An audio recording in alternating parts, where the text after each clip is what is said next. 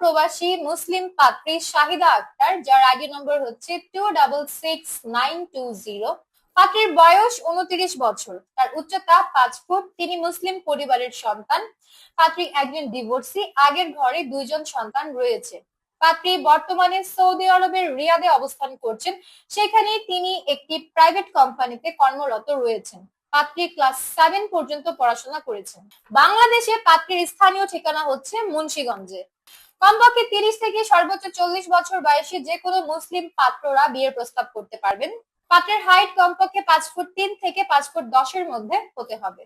যে কোনো ডিভোর্সি পাত্রদের বিয়ের প্রস্তাব গ্রহণযোগ্য হবে। আগের ঘরে সন্তান থাকলেও আপনার বিয়ের প্রস্তাব অগ্রাধিকার পাবে।